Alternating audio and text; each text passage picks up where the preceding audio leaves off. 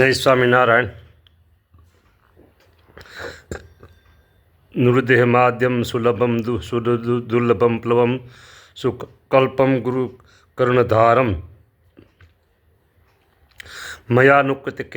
મયાનુકુલેન નભસ્ત્વતેરિતમ પુમાન ભવાબ્ધિમ ન તરત્સ આત્મહા. સત્સંગી જીવન પ્રકરણ 4 અધ્યાય 35 અને શ્લોક છે 54. આપણે આ શ્લોક ઉપર 2 દિવસથી કથા ચાલે છે. આ ત્રીજો દિવસ છે આજે. આ મનુષ્ય શરીર કલ્યાણના સાધનમાં મુખ્ય છે. બસ આટલી વાત. મનુષ્ય શરીર કલ્યાણના સાધનમાં મુખ્ય છે. કોટી જન્મે એટલે કરોડ જન્મે, કોટી જન્મે પણ મળવું દુર્લભ હોવા છતાં સુલભપણે આપને પ્રાપ્ત થયું છે.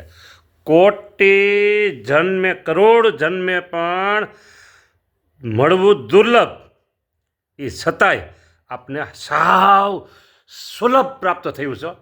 સુલભ. કરોડ જન્મે જે ન મળે એ આપને આ જન્મ મળ્યું છે. કેવી રીતે મળ્યું? આપણે અત્યારે સમય પ્રમાણે કંઈ ખુરશી એક સોફા ઉપર બેઠા હતા, ગાદલા ગાદી તકે બેઠા હતા, અને બપોરના 2-2:30 વાગ્યાનો સમય હતો. કેવી રીતે મળ્યું છે કે તમને કહું. અને રાતના 11-12નો સમય હોય, ઊંઘને આવવાની તૈયારી હોય, અને એમાં આપણે જોકો આવી ગયું. ઝોલા ખાતા હતા, અને ઝોલા ખાતા ખાતા બંગાસો ખાધું. આળસ મરડી બંગાસો ખાધું, અને કોઈકે હળવેકથી ગુલાબજાંબુ મૂકી દીધું મોઢામાં. મોઢું ખુલ્લું એટલે હાકાનું ગાંગડું નથી કહું મારે. ગુલાબજાંબુ, કારણ કે વૃદ્ધ હોય તો હાકાનું ગાંગડું ન ચવાય. હા, એટલે મેં ગુલાબજાંબુનું નામ લીધું. ને કહેવાય હાકાનો ગાંગડો. દષ્ટાંતમાં ઘણા લોકો હાકાનો ગાંગડો કહે છે, પણ આપણે ગુલાબજાંબુ બેસ્ટ. બરાબર. હવે એને થૂકી નાખે કે ગળી જવાય કયો? એ મારે નથી કેવું ગળી જવાય કે થૂકી નાખાય. એ નિર્ણય તમારે લેવાનો. આપણને આમ જ થયું છે. આપણને સ્વામિનારાયણ ભગવાનની પ્રાપ્તિ આવી રીતે થઈ છે. જો તમને 1, 2, 3, 4, 5 પ્રશ્ન કરું. સ્વામિનારાયણ ભગવાન મળે એટલા માટે તમે જંગલમાં તપ કરો કહેતા ધ્રુવજીની જેમ. એક. બીજો, સ્વામિનારાયણ ભગવાન મળે અને આપણું કલ્યાણ થાય એને માટે તમે કઠિન તીવ્ર તપ સાધના કરી છે. સ્વામિનારાયણ ભગવાન મળે એટલે ઉઘાડા પગે ચાલીને ભારતના બધા તીર્થોમાં ફરવું. ક્યાંક મને કોઈક એવા મળી જાય, આના માટે તમે ગયા છો. બરાબર. પછી સ્વામિનારાયણ ભગવાન મળે એના માટે તમે જ્યાં ને ત્યાં જેને તેને પૂછતા ફરતા કે મને કલ્યાણ થયું કોઈ બતાવો, કલ્યાણ થયું બતાવો. આવું તમે કંઈ કર્યું છે? આવા તો કેટલાય પ્રશ્નો આવે. આપણે કાંઈ કર્યું નથી, છતાંય આપણે આ સર્વોપરી સ્વામિનારાયણ ભગવાન મળી ગયા છે. હા, એટલે કહે છે ને કે મનુષ્ય શરીર કલ્યાણના સાધનમાં મુખ્ય છે. કરોડ જન્મે પણ મળવું દુર્લભ હોવા છતાં સુલભપણે આ પ્રાપ્ત થયું છે મનુષ્ય શરીર. અને પછી એમાં ભગવાન પણ આપણે મળી ગયા. મનુષ્ય શરીર તો મળ્યું, પણ સર્વોપરી, સર્વાવતારી, સર્વના કારણ, સર્વેના સ્વામી, સર્વના નિયંતા, સર્વ થકે પરાત્પર એવા પુરુષોત્તમ નારાયણ,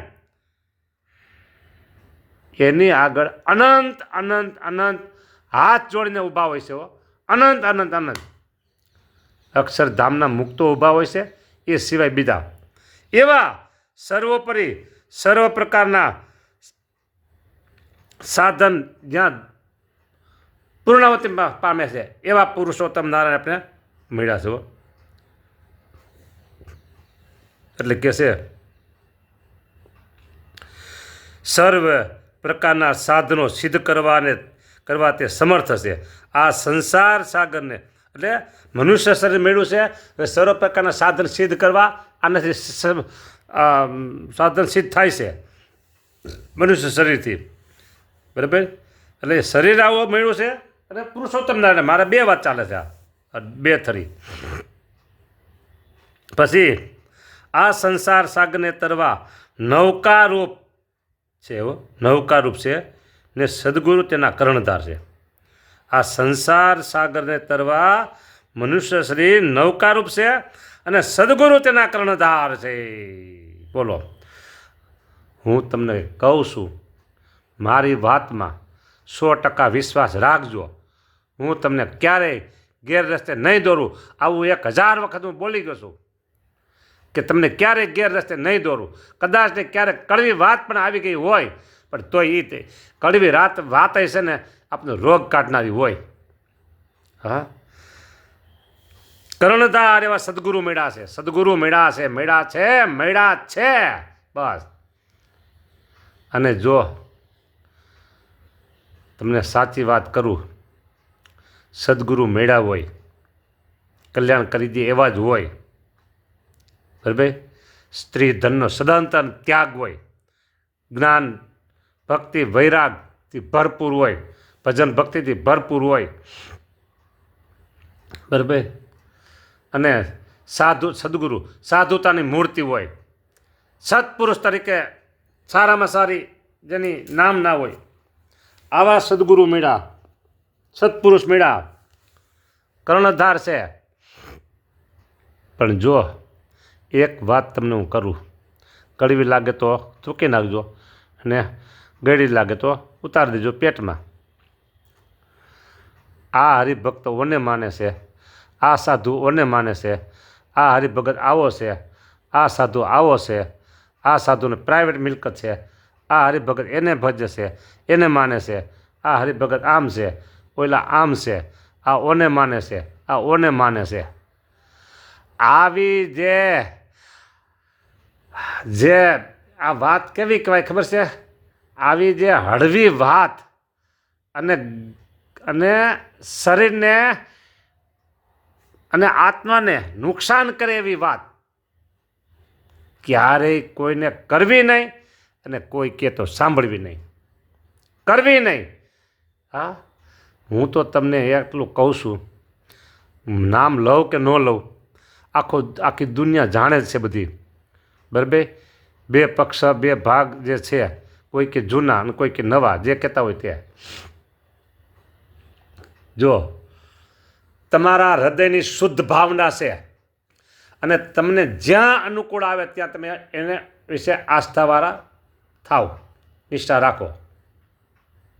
પણ જો તમે નિંદા દ્રોહને રસ્તે ચડ્યા તો આડું કોઈ નહીં આવે. જ્યાં તમારી શ્રદ્ધા, આસ્થા, નિષ્ઠા છે ને ત્યાં કોઈ આડું નહીં આવે. અને એક વાત સમજી રાખજો, અક્ષરધામમાં દરવાજો નથી. દરવાજો ન હોય તો ત્યાં કોઈ આડું ઊભું ન રહે. આને આવવા દેજો, આને ન આવવા દેજો, એ ત્યાં છે જ નહીં. સમજી રાખજો. અધો ઉર્ધ્વ પ્રમાણે રહિત દિવ્ય તેજનો સમૂહ આ છે અક્ષરધામ. અને તેજના સમૂહના મધ્ય સ્વામિનારાયણ ભગવાન બિરાજમાન છે. તેજના સમૂહના મધ્યે સ્વામિનારાયણ ભગવાન બિરાજમાન છે. હા, આ વાત નક્કી છે, નક્કી છે, બરાબર. અને મહારાજને ફરતે અનંત કોટી મુક્તો હાથ જોડીને ઊભા છે અને મૂર્તિનું મેષોન્મેષ રહિત મૂર્તિનું સુખ લે છે. એટલે જો તમારી નિષ્ઠા ઓછી વતી બધાને હોય ભગવાન સ્વામિનારાયણ પ્રત્યે, પણ જો તમે નિંદા અને દ્રોહ અને અભાવ અને અવગુણને રસ્તે ચડ્યા એટલે કોઈની તાકાત નથી કે તમને અક્ષરધામમાં પ્રવેશ આપી શકે. કોઈની તાકાત નથી. સ્વામિનારાયણ ભગવાન તો એનો હાથ છોડી જ દેશે, પછી બીજા કોઈની તાકાત નથી. હા, કોઈની તાકાત નથી. સ્વામિનારાયણ ભગવાન હાથ છોડી દો એટલે કોઈની તાકાત નથી. બાકી તમે ભજન 5 માળા કરો, 50 માળા કરો, 500 માળા કરો, 2 માળા કરો, એ ભગવાન નહીં જુએ. તમે કેટલાનો અભાવ લીધો છે, કેટલાનો અવગુણ લીધો છે, કેટલાની નિંદા ટેકા કરી છે, કેટલાનું બુરું ચાહતા હતા, કેટલાનું ખરાબ ચાહતા હતા, કેટલાનું ખરાબ ઈચ્છા હતા, બરાબર. આ સ્વામિનારાયણ ભગવાન પૂરેપૂરી નોંધ લેશે, લેશે એટલે લેશે. હા, પછી તમને પછી તો એમ નહીં કે ઓહો હો તમે તો આમને માનતા હતા ને એટલે વાંધો નહીં, તમારે તો નિયમ ધર્મ બધી છૂટછાટ હાલે અને તમારે બધું હાલે, તમે કાંઈ ભલે ન કર્યું હોય તો આવતા વાહ થાબડી તમને અક્ષરધામ લઈ જાય. એ વાત ભૂલી જાજો, એ વાત જ ભૂલી જાજો. હા, માટે આશરો અને નિષ્ઠા સ્વામિનારાયણ રાખજો અને તમને સ્વામિનારાયણ ભગવાન સુધી પહોંચાડે એવી જે વાતો કરે એવા સંતો સાથે તમે જોડાજો એટલે એની સાથે એક રીતે મહિમા રાખજો. હા, એની સાથે ગુરુભાવ રાખજો. ભગવાન સ્વામિનારાયણમાં જોડે તમારી નિષ્ઠામાં વધારો થાય, આજ્ઞા પાલનનું બળ મળે, ભજન ભક્તિનું બળ મળે. આવા કોઈ પણ સાધુ હોય બરાબર, ગુરુ તુલ્ય માનજો, ગુરુ માનજો અને એમને વિશે આત્મીયતા કરજો. તો કોઈની તાકાત નથી કે અક્ષરધામમાં જતાં તમને રોકી શકે. બરાબર. હા, હું તો એટલું જ કહું તમને કે તમે આ તો હું આ થોડીક સ્પષ્ટતા કરું છું કે તમે કોને માનો છો. હું એમ આચાર્યની બાબત હોય ત્યારે હાલો હું સ્પષ્ટ કરી દઉં. એટલે હું તો એમ કહું, લક્ષ્મીનારાયણ દેવની આરતી ઉતારે, પ્રતિષ્ઠા કરે, દેવને સાધુઓને દીક્ષા આપે. સાધુ દીક્ષા ન આપવાની હોય, મુમુક્ષુને દીક્ષા આપવાની હોય. સાધુ પછી દીક્ષા સાધુ બને, સાધુની દીક્ષા ન આપવાની. સાધુ દીક્ષા સાધુ ત્યાં હોય. હા, મુમુક્ષુને દીક્ષા આપે, પાર્ષદોને દીક્ષા આપે. બસ આપણે એટલું જ જોવાનું. એ લક્ષ્મીનારાયણ દેવની આરતી કોણ ઉતારે છે, બસ હરિકૃષ્ણ મહારાજની આરતી કોણ ઉતારે છે, બસ આ આપણા આચાર્ય. બસ બીજું કાંઈ લાંબુ ટૂંકું વિચારવું નહીં. લાંબુ ટૂંકું ન વિચાર એટલા માટે કે એના નિંદા ટ્રોન અભાવ આ બધા આમ છે કેટલું તમને ખોટા અભાવ અવગુણ ઘાયલા કરશે. હા, માટે આ વાત સત્ય સિદ્ધાંત ને અનુરૂપ છે. હા, માટે અભાવ અવગુણ રસ્તે ચડતા નહીં તો કલ્યાણનો માર્ગ બદલી જતા વાર નહીં લાગે. હા, હવે આપણે તો આ શ્લોક જ પૂરો કરવો છે. હા, પછી એમાં કહે છે સદગુરુ, બસ આ કર્ણધાર છે. બરાબર, આ સદગુરુની વાત આવી અને તને પરમાત્માને અનુકૂળ પવનરૂપ કહ્યા છે. આવા મનુષ્ય શરીરને પામી, આવું મનુષ્ય શરીર મેળવ્યું અને પુરુષોત્તમ નારાયણ ઓળખાણા અને કલ્યાણના સાધનો આપણે કર્યા અને મનુષ્ય શરીર પામીને જે પુરુષ સંસાર સાગરને તરતો નથી તે પુરુષ આત્મહત્યારો છે. આત્મહત્યારો છે. હજી આમાં એક વાત છે, થોડીક વાત છે આમાં એક એવી છે. ચાલો તમે સંસાર સાગરને તરી શકો એવા સાધનો કરો છો 100% કરો છો. બરાબર, આ સાધનો છે, સમજી રાખજો. સાધન એટલે સાધન જ. હા, પણ પછી તમે શું કરો છો બોલો? પછી તમે શું કરો છો? 5 જણા ભેગા થઈને શું કરો છો? ટીકા ટિપ્પણી સિવાય નહીં. આ જ હોય.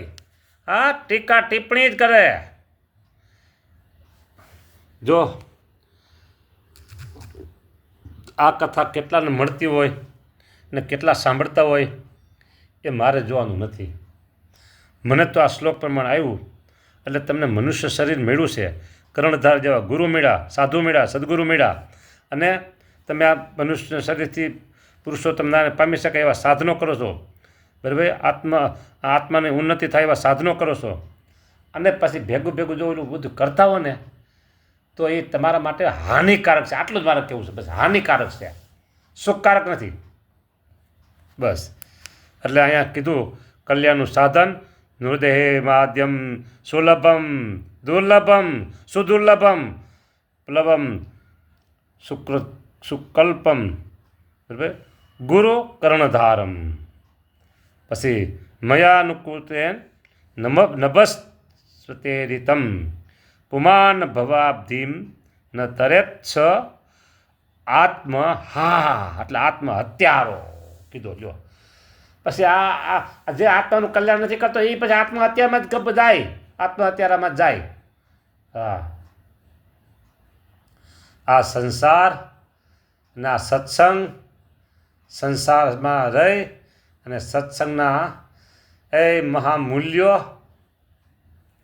એવા જે દેવ, એવા જે આચાર્ય, એવા જે સંતો, એવા જે બ્રહ્મચારીઓ, એવા જે પાર્ષદો અને એવા સમસ્ત હરિભક્તો બધાય આ સત્સંગના મૂલ્યો છે.